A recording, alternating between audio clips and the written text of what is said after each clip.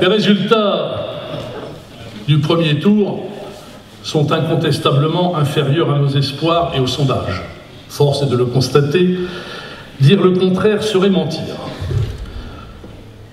L'amalgame avec la politique nationale, une campagne outrancière teintée de mensonges contre le projet de tramway. Moi, ce qui m'a choqué le plus, lorsque j'ai vu ces croix jaunes sur les vitrines de certains commerçants à Saint-Leu, c'est de mettre Amiens-Verdun. C'est faire outrage à Verdun. Et c'est faire outrage à la mémoire des victimes de cette bataille de la Première Guerre mondiale.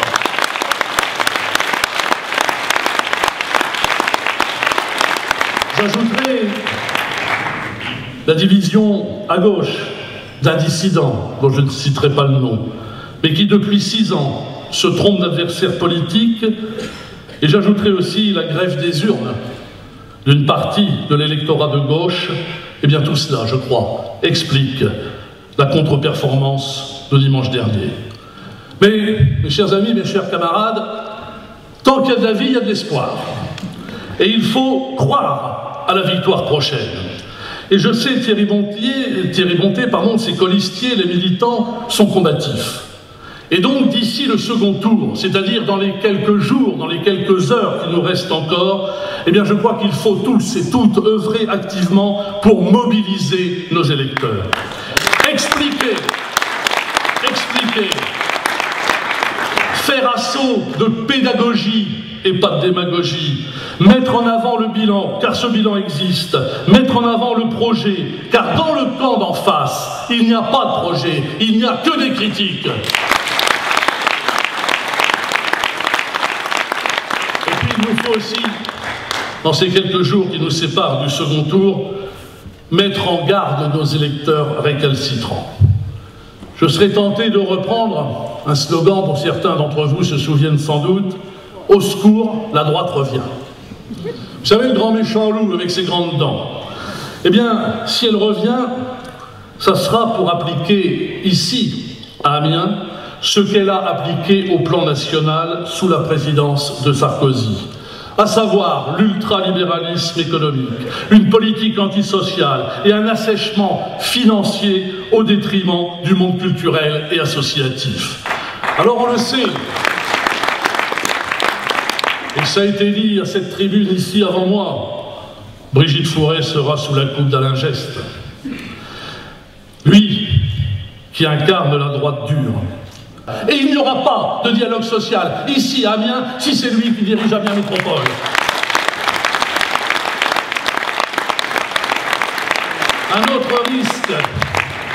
Un autre risque également pèse sur Amiens si la droite et notamment si Alain Geste est aux commandes. C'est les dépenses somptuaires. Le bling-bling. 2001, rappelez-vous,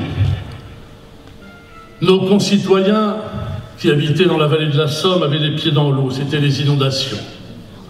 Et c'est le moment qu'il choisit pour changer le logo du département à coût de dizaines de milliers d'euros. Eh bien moi je lui ai fait savoir que quand on changeait de président de la République, on ne changeait pas le drapeau tricolore.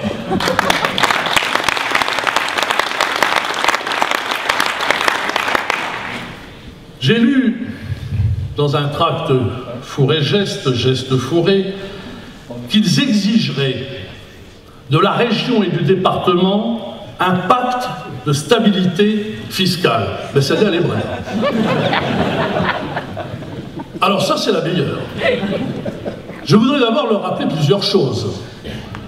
La première, c'est que les collectivités sont souveraines, qu'il n'y a pas de tutelle d'une collectivité sur une autre, et que ce ne sera pas la ville d'Amiens qui imposera au département ou à la région ce qu'ils doivent faire en termes de fiscalité locale.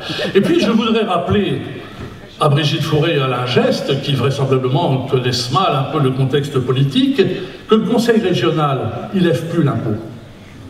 Depuis la réforme de la fiscalité locale de Sarkozy, c'est fini. Le Conseil régional, parmi ce qu'on appelait les 4 vieilles, n'est-ce pas, n'a plus aucun pouvoir.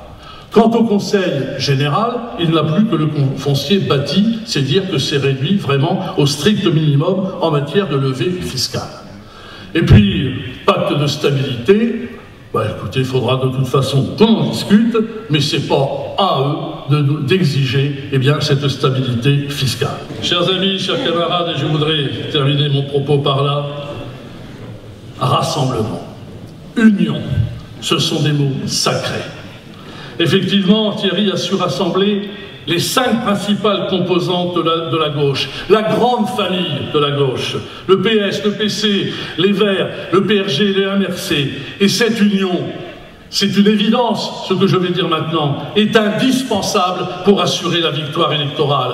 Au Conseil général de la Somme, depuis que je préside depuis 2008, je me suis toujours positionné en garant du rassemblement de la gauche avec ses différentes composantes. C'est ce qui fait justement notre force, non seulement l'union, mais même nos différences finalement sont une richesse.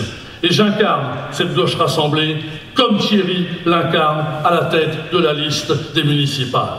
Alors mes chers amis, chers camarades, dimanche prochain, bien sûr, votez Thierry Bonté. Voter Thierry Bonté, c'est voter pour le progrès. C'est voter pour une capitale régionale forte. C'est voter pour la justice sociale. Et c'est voter pour un humanisme moderne. Dimanche sera un jour de gloire pour la gauche.